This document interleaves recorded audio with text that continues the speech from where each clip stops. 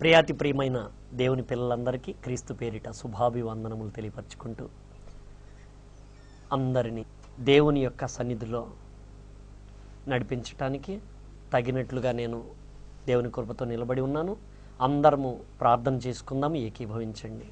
ప్రార్థన చేసుకుని ఈ యొక్క కార్యక్రమాన్ని ప్రారంభించుకుందాం. మహోన్నతుడా, పరిశుద్ధుడా, మహిమతో నిండుకున్న దేవా, మీ యొక్క మహామహిమను మీరు వెదజల్లి లోకానికి మీ మంచితనం ఎంత గొప్పదో, దేవుడు ఎంత మంచివాడో లోకానికి నిరూపించి చెడుతనం అసలు దేవుళ్ళో లేనే లేదని గట్టి సాక్ష్యాన్నిచ్చి మృత్యుంజయుడైన క్రీస్తు ద్వారా మేమందరము మీకు ప్రియమైన కుమారులముగా కుమార్తెలముగా మాలో ప్రతి ఒక్కరము గొప్ప స్థాయిలో మీ కుడి హస్తముగా మేము కార్యక్రమాలు చేయాలని ఎంతో ఆశపడుతూ ఈ సమయంలో ప్రార్థనతో ఏకీభవిస్తున్నాము తండ్రి. ఈ సమయంలో విననై ఉన్న బిడ్డలకు, చెప్పనై ఉన్న నాకు తగినట్లుగా మీ యొక్క కృపా హస్తాన్ని తోడుగా ఉంచి ఈ యొక్క కార్యక్రమం అంతటిలో మీరే మహామహిమను పొంది మాలో ప్రతి ఒక్కరిని మీ యొక్క మహిమతో ఆదరించమని ఈ ప్రార్థన మీ ప్రియ కుమారుడైన మా రక్షకుడును అయిన యేసుక్రీస్తు వారి నామమున మీకు సమర్పించుకొనుచున్నాము తండ్రి. ఆమేన్. ప్రియమైన దేవుని పిల్లలారా, మానవ శరీర నిర్మాణం రెండవ భాగం. మొదటి భాగంలో ఆశ్చర్యకరమైన విషయాలు తెలుసుకున్నారు. ఇందుకు దేవునికి స్తోత్రాలు క్రీస్తు పేరిట చెల్లిస్తున్నాను. రెండవ భాగాన్ని చూస్తున్నారు ఇప్పుడు మీరు. మొదటి భాగంలో ఆశ్చర్యకరమైన విషయాలు తెలుసుకున్నాం కదా. మీరు దృశ్య రూపంలో కూడా చూశారు కదా. దేవుడు మనల్ని ఎలా తయారు చేశాడు?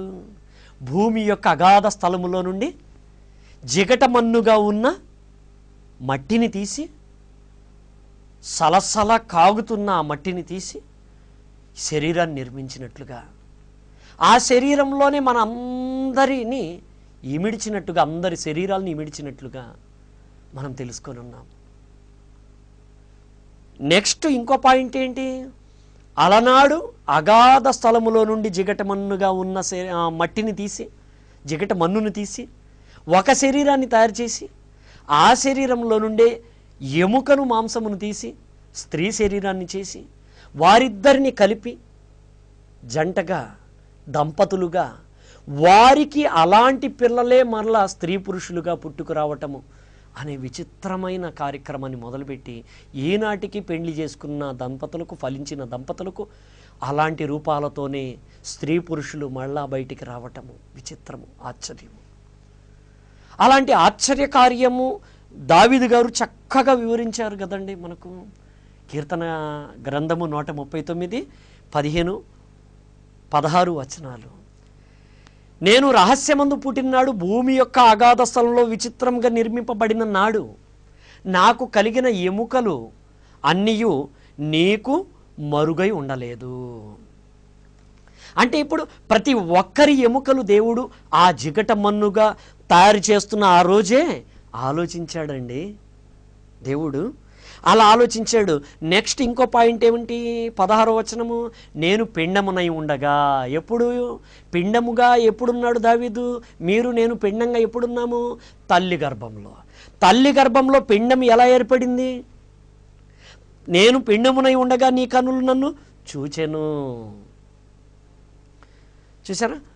పిండమునై ఉండగా నీ కన్నులు నన్ను చూచెను. అసలు తల్లి గర్భంలోనికి బిడ్డ ఎలా వెళ్తున్నాడు? నేను పుట్టక మునుపు ఎక్కడున్నాను అని ప్రశ్నించుకోండి మీ అందరూ. అమ్మలో ఉన్నాను అని సమాధానం వస్తుంది. అమ్మకు నాన్నకు పెండ్లి కాల ఆ రోజు నేను ఎక్కడున్నాను అని మిమ్మల్ని మీరు ప్రశ్నించుకోండి. సమాధానం దొరకలేదా? దేవుడి దగ్గర ఉన్నానని అనుకుంటున్నారా? అమ్మా నాన్నకు పెండ్లి కానప్పుడు తప్పండి. అమ్మ నాన్నకు పెండ్లి కానప్పుడు నేను మా నాన్నలో ఉన్నాను. అలాగే మీరందరూ, మనమందరం నాన్నలో నుండి అమ్మలోనికి ప్రవేశం. ఎంతమంది ప్రవేశిస్తారో తెలుసా? సుమారుగా శాస్త్రవేత్తల అంచనా ప్రకారము 30 కోట్ల నుంచి 50 కోట్ల వరకు కణాలు బయలుదేరతాయండి. పురుషునిలో నుండి స్త్రీలోనికి, నాన్నలో నుండి అమ్మలోనికి ఎంతమంది ప్రవేశిస్తారంటే సుమారుగా 50 కోట్ల మంది. 50 కోట్ల కణాలు, ప్రతి కణంలో శరీరానికి కావాల్సిన మెటీరియల్ పూర్తిగా ఉంది. అందులోపల ఆత్మగా మనిషి ఉన్నాడు. ఇలా ప్రవేశించిన వెంటనే 50 కోట్ల మందిలో తల్లి గర్భంలోనికి, అండంలోనికి ప్రవేశపెట్టే సమయానికి లోపు 49,99,99,500 కణాలు రాలిపోతాయి ప్రియులారా. తెల్ల రక్త కణాలు చంపేస్తాయి. అందులో ఉన్న ఆత్మలు మరొక లోకానికి వెళ్ళిపోతారు. ఆ తర్వాత మిగిలిన మంది ఎంతమంది? 500 మంది. 500 మంది కణాలుగా ఉన్నారు, సూక్ష్మ కణాలుగా రన్నింగ్ రేస్ పరిగెడుతున్నప్పుడు ఒక్క కణానికి తల్లి గర్భము, తల్లి అండము లోపలికి ఆకర్షించుకుంది. ఒక్క కణాన్ని. ఆ ఒక్క కణము నేను. ఈ ఒక్క కణము లోపలికి వెళ్ళిన తర్వాత కోటాను కోట్ల కణాలుగా మళ్ళీ విభజన చెందుతుంది. మనము బాణాల రూపంలో వెళుతూ ఉంటాము. అందుకే చెప్తున్నాడు కీర్తన గ్రంథము 127వ అధ్యాయాన్ని ఒక్కసారి చూడండి. 2వ వచనము. తన ప్రియులు నిద్రించుచుండగా ఆయన వారికి ఇచ్చుచున్నాడు. 127 కీర్తన 2వ వచనము. కీర్తన గ్రంథం 127 అధ్యాయము 2వ వచనము, 2వ భాగంలో మాట. తన ప్రియులు నిద్రించుచుండగా ఆయన వారికి ఇచ్చుచున్నాడు. తండ్రి తల్లిని కలిసినప్పుడు తల్లిలోనికి వెళ్ళిన 50 కోట్ల కణాలు ఒక్కటి మినహా 49,99,999 కణాలు రారిపోయి ఒకే ఒక్క కణం ఏ సమయంలో లోపలికి ప్రవేశిస్తుందో ఎవరికీ తెలియదు. ప్రియమైన దేవుని పిల్లలారా, చెప్తున్నాడు ఇక్కడ. తన ప్రియులు అంటే తన ప్రియమైన స్త్రీ, దేవుని ప్రియమైన స్త్రీ, దేవుని ప్రియమైన పురుషుడు, వీరిద్దరూ నిద్రించుచుండగా దేవుడు వారికి ఇచ్చుచున్నాడు. కుమారులు యెహోవా అనుగ్రహించు స్వాస్థము, గర్భఫలము దేవుడు ఇచ్చు బహుమానమే. యవన కాలమందు పుట్టిన కుమారులు బలవంతుని చేతిలోని బాణముల వంటి వారు. బలవంతుని చేతిలోని లేని అంటే బలవంతుని చేతిలోని బాణముల వంటి వారు. ఇప్పుడు తండ్రిలో నుండి తల్లిలోనికి ప్రవేశించేటప్పుడు మనం ఎలా ఉంటామో, మన గత రూపం తల్లిలో ప్రవేశపెట్టబడినప్పుడు మనం కణంగా ఉన్నప్పుడు ఎలా ఉంటామో ఒక్కసారి దృశ్యాన్ని చూడండి.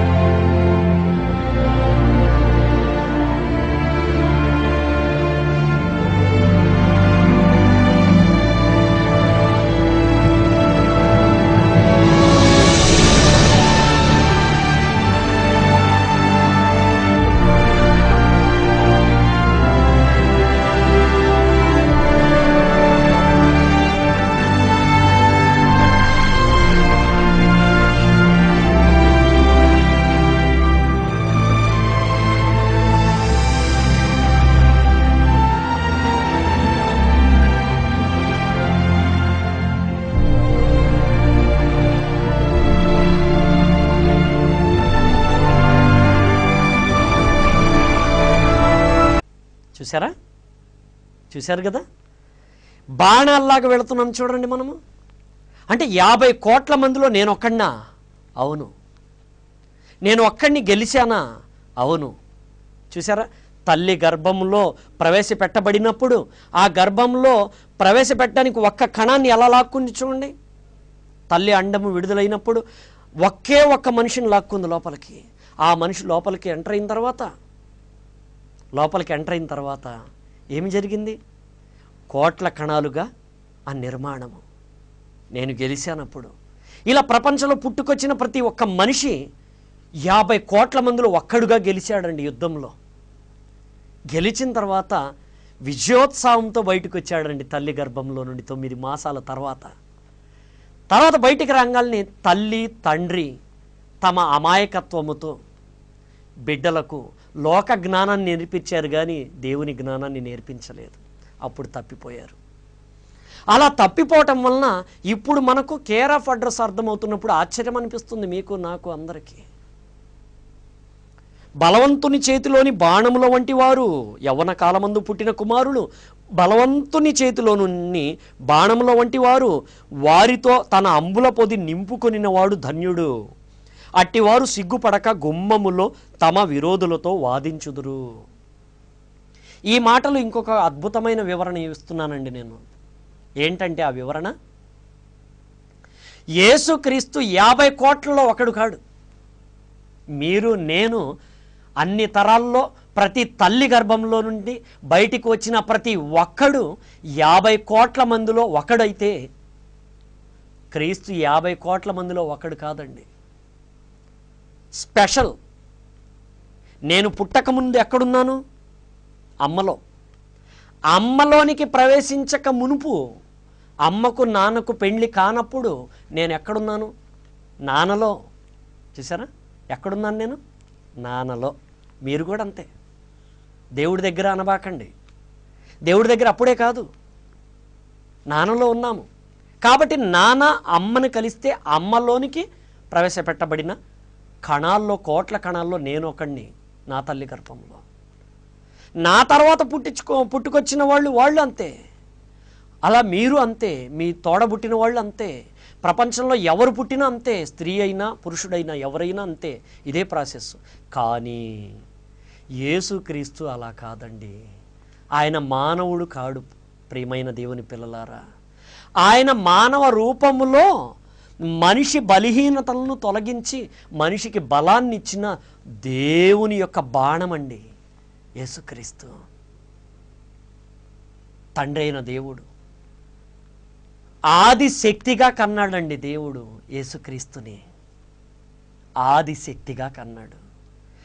ఆదిలో ఆకాశమే పుట్టల, ఇంకా భూమి పుట్టల, పంచభూతాలు ఇంకా కలగలేదు, మనుషులు ఎవ్వరూ లేరు, ఏ శక్తులు లేవు. ఒక్క క్రీస్తు తండ్రి అయిన దేవుని ద్వారా పుట్టాడు. దేవునికి పుట్టాడు. దేవుడు ఆత్మ, క్రీస్తు కూడా ఆత్మే. ఆయనకు వివరించాడు, నాయన ఇదిగో తర్వాత ఇలా చేయబోతున్నాను, అన్నీ నేర్పించేశాడండి యేసుక్రీస్తుకు తండ్రి అయిన దేవుడు. నేర్పించేసి ఆ తర్వాత యేసుక్రీస్తు ద్వారానే అన్నీ సృష్టించాడు.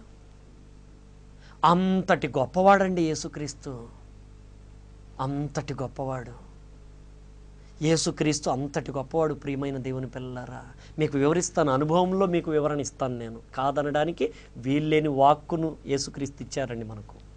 లూకాసు వార్తలో చెప్తున్నారు 21వ అధ్యాయం 15వ వచనంలో, మీ విరోధులందరూ వాదించుటకును ఎదురించుటకును వీలు కాని వాక్కును జ్ఞానమును నేను మీకు అనుగ్రహించుచున్నానని అంటున్నారండి యేసుక్రీస్తు. అంటే ఇప్పుడు యేసుక్రీస్తు ఎవరు? నేనెవరిని అంటే 50 కోట్ల మందిలో ఒకడిని. కానీ యేసుక్రీస్తు అలా కాదు. నేను పుట్టకముందు ఎక్కడున్నాను? అమ్మ గర్భంలో ఉన్నాను. అమ్మ గర్భంలోనికి రాకముందు ఎక్కడున్నాను? నాన్న గర్భంలో ఉన్నాను. నానే పుట్టల. ఆ కాలంలో నేను ఎక్కడున్నాను? తాతలో ఉన్నాము. నేను, నా అన్నదమ్ముళ్ళు, నా అక్క చెల్లెళ్ళు ఎంతమంది అయితే ఉన్నామో మేమందరం, మా నాన్నకు పుట్టిన వాళ్ళమందరము మా నాన్న తోడబుట్టిన వాళ్ళందరూ కలిసి మా తాతలో ఉన్నారండి. మా తాతే పుట్టల, తాత తోడబుట్టినవారు, తాతకు పుట్టిన వారికి పుట్టినవారు అంతా కలిసి ఎక్కడున్నారు? ముత్తాతలో ఉన్నారు ప్రియులారా. అలా ముత్తాతే పుట్టల. నెక్స్ట్ ఇదే సీరియల్ ఇలాగే వెళ్ళిపోండి, వెనక్కి వెళ్ళిపోతే ఒక రోజు వస్తుందండి. ఆ రోజు ఆదాము కాలము. ఆదాము కాలంలో ఏమి జరిగింది అంటే, ఇదిగో భూమి యొక్క అగాధ స్థలములో నుండి దేవుడు జిగట మన్నును తీసి ఇదిగో శరీర నిర్మాణం చేశాడు. శరీర నిర్మాణం చేసిన తర్వాత ఏం చేశాడు తెలుసా? ఊదాడండి ఆత్మను, తనలో ఉన్న ఆత్మను పంచాడండి మనిషికి. అలా పంచిన తర్వాత మీరు, నేను, మనమందరము ఆదాములోనికి వచ్చేసామండి. ఆత్మలమే, నేను మీరు మనమందరము. శరీరం లోపలున్న నేను ఒక ఆత్మను, మీరు ఒక ఆత్మ. మీలో ప్రతి ఒక్కరు మనమందరం ఆత్మలము. పరమాత్మ కన్నా ఆత్మలమండి మనమందరము. నేను ఈ శరీరంలో ఉన్నాను, నేను ఆత్మను, నేను యజమానుణ్ణి. ఈ 11 లక్షల కోట్ల కణాలతో నిర్మింపబడిన ఈ దేవదూతల సమూహమైన ఈ శరీరాన్ని పరిపాలించే, ఈ ప్రపంచాన్ని పరిపాలించే ఒక యజమానుని నేను. అలాగే మీరు కూడా అంతే. ఇంతటి చరిత్ర ఉందండి మనము తెలుసుకోవాల్సినది. ఇలా స్త్రీ ప్రపంచం, పురుష ప్రపంచము, 2 ప్రపంచాలు విడిపోయినాయి. పురుష ప్రపంచాన్ని దేవుడు మొదటిగా సృష్టిస్తే అందులోంచి స్త్రీ ప్రపంచాన్ని వేరు చేశాడు. ఇలా ఈ 2 ప్రపంచాలని కలిపాడు. కలిపితే మరలా స్త్రీ పురుష ప్రపంచంతో ఇదిగో ఇలాగా ప్రపంచములు, జగమంత కుటుంబము స్త్రీ పురుషులతో నిండిపోయింది. ఇలా నిండిపోవడానికి గల కారణము చరిత్ర ఎలా ఉంది? నేను పుట్టక మునుపు, మీరు పుట్టక మునుపు ఎక్కడున్నాం మనమందరము? అమ్మలోనికి రాకమునుపు నాన్నలో, నాన్నలోనికి రాకమునుపు తాతలో, తాతలోనికి రాకమునుపు ముత్తాతలో. ఆది మానవుడిలో ఉన్నాము. ఆది కాలంలో ఆది మానవుడిలో రాకమునుపు అప్పుడండి నేను దేవుళ్ళో ఉన్నాను, మీరు దేవునిలో ఉన్నారు, మనమందరం దేవునిలో ఉన్నాము, దేవుని గర్భంలో ఉన్నాము. దేవుడు ఆత్మ, మనము ఆత్మలమే. ఆయన ఆత్మగా ఉన్న ఆయన కన్నాడండి. ఎక్కడ కన్నాడు? ఆదాముల్లో కన్నాడండి తన బిడ్డను. బాగా ఆలోచించండి. అంటే ఈ విధముగానండి, ఇదిగో ఈ విధంగా జరిగితే యేసుక్రీస్తు వారు అలా కాదండి పుట్టింది. ఎలా పుట్టాడు? కన్యక గర్భవతి అయితే పుట్టాడండి. కన్యక అంటే పురుషుని ప్రమేయం లేదు. నేను కన్యకకు పుట్టల, మీరు పుట్టల, ఎవరు అలా పుట్టల, ఒక్కడే పుట్టాడు అలా. ఆ ఒక్కడే యేసుక్రీస్తు. 50 కోట్ల మందిలో మీరు నేను ఒక్కొక్క గర్భంలో ఒక్కొక్కళ్ళము. 50 కోట్ల మందిలో ఒకళ్ళమైతే యేసుక్రీస్తు 50 కోట్ల మందిలో కాదు కదా, ఇదిగో వేల కోట్లు, కోట్ల మందిలో కూడా ఒకడు కాడండి. లెక్కకు అందరండి జనము, అంతమంది ఉన్నారండి దేవుడికి జనము, దేవుని జనము. చూసారా? అంటే అబార్షన్ చేసేస్తే మరి మనిషి కనపట్లేదు కదా అనుకుంటున్నారు. కానీ అబార్షన్లో జరుగుతుంది ఏంటి? హత్య. ఆ హత్య జరిగినప్పుడు అందులో ఉన్న మనిషి ఏమైపోతున్నాడు? పరదేశికి చేరిపోతున్నాడు ప్రియులారా. ఇలా చూసుకుంటేనండి యేసుక్రీస్తు మాత్రము మనలాగా తాతలో నుంచి తండ్రిలోనికి, తాతలో నుంచి ముత్తాతలోంచి తాతలోనికి, తాతలోంచి తండ్రిలోనికి, తండ్రిలోంచి అమ్మలోనికి, అమ్మలో నుంచి బయటికి వచ్చిన మీరులాగా నేనులాగా రాలేదండి క్రీస్తు. దేవుడు ఆదిశక్తిగా యేసుక్రీస్తును సృష్టిస్తే ఆయన అవసరమును బట్టి యేసుక్రీస్తును పంపించాడండి. చూడండి ఆ మాట పేతురు గారు రాసిన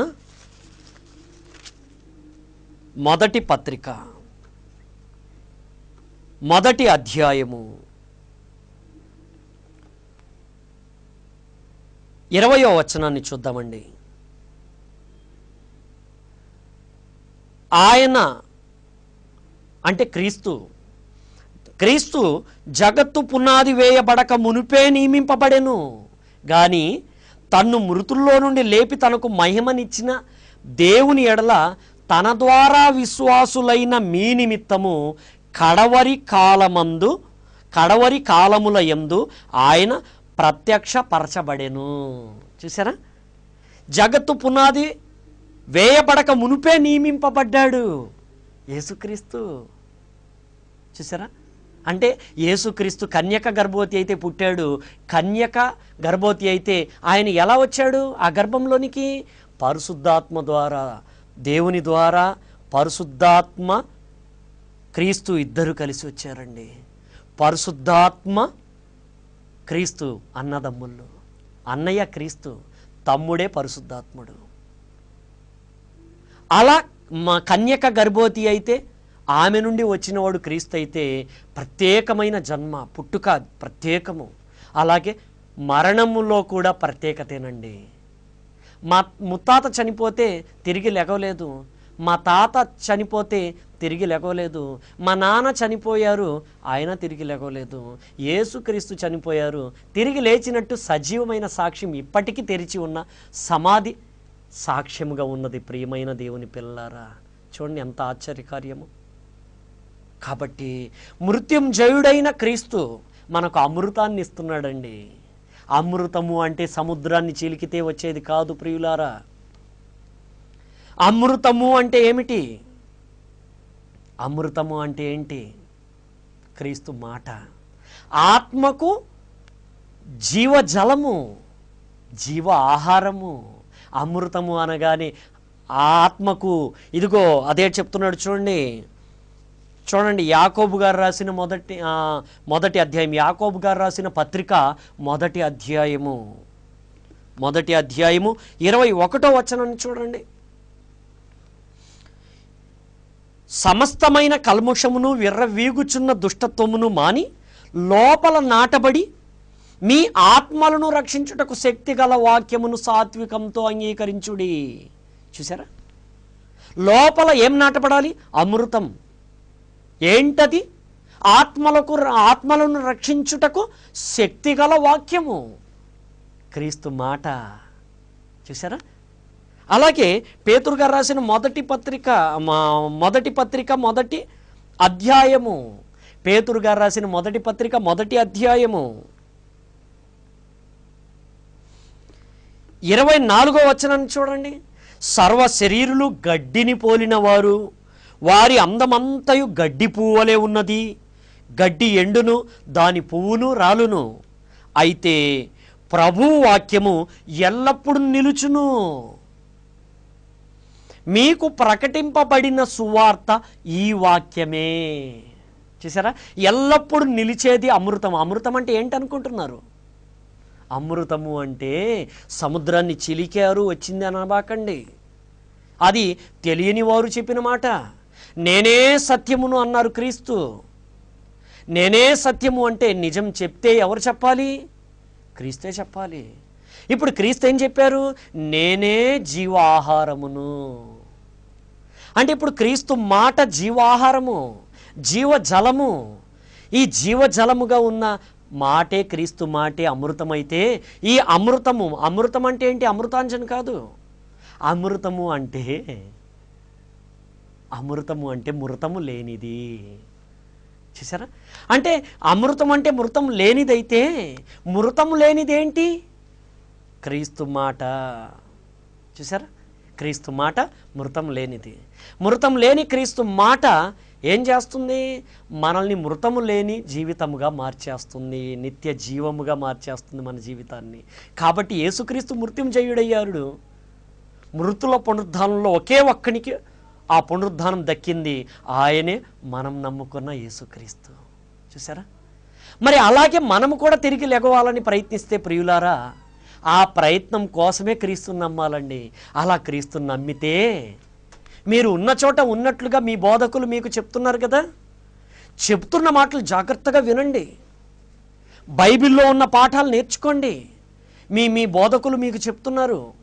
దేవుడు ఏర్పాటు చేసి ఉన్నాడు ఒక పాఠశాల. దేవుని మాటలు చెప్పే బోధకులు ఎక్కడికక్కడ ఉన్నారు. వినండి, నేర్చుకోండి. నేర్చుకున్న మాట ఆత్మకు ఆహారమై ఉన్నది. ఆత్మను రక్షించుకోవటానికి నమ్మండి తప్ప ఈ కుళ్ళిపోయే ఈ శరీరాల కోసం నమ్మబాకండి. ఆత్మను రక్షించటానికి దేవుడిచ్చిన శక్తిగల వాక్యాన్ని నమ్మండి. అప్పుడు ఈ శరీరానికి రోగం అడ్డం వచ్చిందండి. మీకు రోగం అడ్డం వస్తే మీరు ఎలా వింటారు దేవుని మాట? వినలేరు. కాబట్టి దేవుడు ఆ రోగాన్ని పక్కకు తీసేందుకు ఫెసిలిటీస్ పెట్టాడు. మరి ఆ రోగాన్ని పక్కకు తీసుకొని అమ్మయ్య దేవుడు నాకు ఈ రోగాన్ని తీసేశాడు అని మళ్ళీ తినడం ప్రారంభించి, మళ్ళీ తాగటం ప్రారంభించి దేవుడికి థ్యాంక్స్తో ఉత్త చేతులతో హాయ్ చెప్పినట్టుగా చేయబాకండి ప్రియమైన దేవుని పిల్లలారా. తగ్గించుకోండి. దేవుని మాటతో రోగాన్ని ఏ కోణంలో అయినా తగ్గించుకోండి. తగ్గిన తర్వాత ప్రభువా నాకు ఈ ప్రాణానికి నీ ప్రాణానికి జీవాన్ని, ఈ ప్రాణానికి ఆ సంతోషాన్ని, సుఖాన్ని ఇచ్చావు. ఇప్పుడు నేనేం చేయాలయ్యా? ఉదయం తిన్నాను, మధ్యాహ్నానికి అరిగిపోతుంది, మధ్యాహ్నం తిన్నాను, రాత్రికి అరిగిపోతుంది, మొత్తము తీసుకెళ్ళి నేను గుంట నింపేస్తున్నాను. ఇలా సెప్టిక్ ట్యాంక్ నిండిందా అని ఒక ట్యాంక్ వస్తుంది. ఏమీ మిగలట్లేదు కదయ్యా, నేను తిన్నదైనా తాగిందైనా ఏం ధరించిందైనా ఏ సుఖంని అందుకున్నా ఏది మిగలట్లేదు కదయ్యా. కాబట్టి నేనేం చేయాలి ప్రభువా? క్రీస్తు వలె నేను తిరిగి లెగవాలి. కాబట్టి నిలిచిపోయిన క్రీస్తు వలె నేను కూడా నిలవాలి, మహిమగల శరీరం నేను పొందాలి అని క్రీస్తు చెప్పిన మాట మీద ఆసక్తి పెట్టండి ప్రియులారా. చివరికి ఒక వచనము చెప్పుకొని ముగించుకుందాము. ఫిలిప్పీలకు రాసిన పత్రిక, అపొస్తలుడైన పౌలు గారు ఫిలిప్పీలకు రాసిన పత్రికలో 3వ అధ్యాయము 21వ వచనంలో క్రీస్తుని ఎందుకు నమ్మాలో చెప్తున్నారండి. సమస్తమును తనకు లోబర్చుకొన జాలిన శక్తిని బట్టి, క్రీస్తుకు ఎలాంటి శక్తి ఉందంటండి? సమస్తమును తనకు లోబర్చుకొన జాలిన శక్తి ఉందంటండి క్రీస్తుకు. ప్రియమైన దేవుని పిల్లారా, మనం నమ్ముకున్న క్రీస్తు అంత గొప్పవాడండి. అదే చెప్తున్నారు ఇక్కడ, సమస్తమును తనకు లోబర్చుకొన జాలిన శక్తిని బట్టి ఆయన మన దీన శరీరమును, అంటే క్రీస్తు మన దీన శరీరమును, దీన శరీరం అంటే కోల్పోయే శరీరము, తిన్నా త్రాగినా ధరించినా నివసించిన ఏ సుఖమైన లోపలేయండి, మొత్తం మురికైపోయి మురికి కాలంలోకి వెళ్ళిపోతూ ఉంటుంది, అంతా కుళ్ళిపోతూ ఉంటుంది అంతా. మన దీన శరీరమును తన మహిమగల శరీరమునకు, అంటే క్రీస్తు తిరిగి లేచినప్పుడు పొందాడే మహిమగల శరీరము, ఆ మహిమగల శరీరమునకు సమానమైన రూపము గలదానిగా మార్చును. మంచి ఆఫర్ ప్రియమైన దేవుని పిల్లారా. ఈ ఆఫర్ పొందటానికి మీరు ప్రయత్నించండి. మీకు రోగాలు అడ్డం వచ్చినాయా? శత్రువు భయాలు వచ్చినాయా? అప్పుల భారం ఎక్కువైపోయిందా? మార్గం లేదనుకున్నారా? నిరాశతో జారిపోయి ఆత్మహత్యలకి దయచేసి జారిపోవద్దు. దయచేసి ఆశతో బ్రతకటానికి యేసుక్రీస్తే మార్గమని తండ్రైన దేవుడు ఇంత గొప్ప సాక్ష్యాన్ని ఇచ్చి ఉండగా, మనల్ని ఎవరూ ఆదుకోలేదని, మన దగ్గర ధనం లేదని, మన దగ్గర జనం లేరని, మనల్ని ఆదుకునేవారు లేరని, నా దగ్గర తెలివి లేదని నేను దద్దమ్మని అనుకుంటూ మీరు పురుగు మందో లేకపోతే ఉరో లేకపోతే ఇంకోటో ఆత్మహత్యలకి పాల్పడొద్దు దయచేసి. యేసుక్రీస్తు, ఆశతో బ్రతకటానికి యేసుక్రీస్తే మార్గం అని గుర్తుపెట్టుకోండి. ఇదిగో మీ బోధకుల దగ్గర మంచిగా సత్యాన్ని నేర్చుకోండి. అవసరమైతే నా సహాయం కోరండి, నాకు దేవుడిచ్చిన సహాయాన్ని మీకు అందజేస్తాను. సరే, ఇంతటితో యొక్క కార్యక్రమాన్ని పూర్తి చేసుకున్నామండి.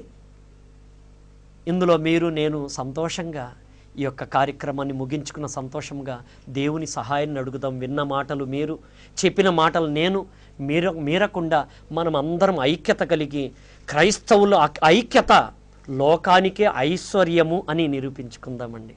ప్రార్థన చేసుకుందాం, అందరూ ఏకీభవించండి. ప్రియమైన మా కన్న తండ్రి, మహోన్నతమైన మీ నామం ఎంత గొప్పదో బిడ్డలకు తెలియపరిచారు. ఇందులో ఆశ్చర్యకరమైన విషయాలు నా నోట పలికించారు. ఇందులో నేను ఊహించని రీతిగా, నేను అడుగు వాటన్నిటికంటే అత్యధికముగా మీరు అనుగ్రహించిన ఈ వాక్శక్తిని బట్టి క్రీస్తు పేరిట మీకు మెండైన కృతజ్ఞతా స్తోత్రాలు చెల్లించుకుంటున్నాను తండ్రి.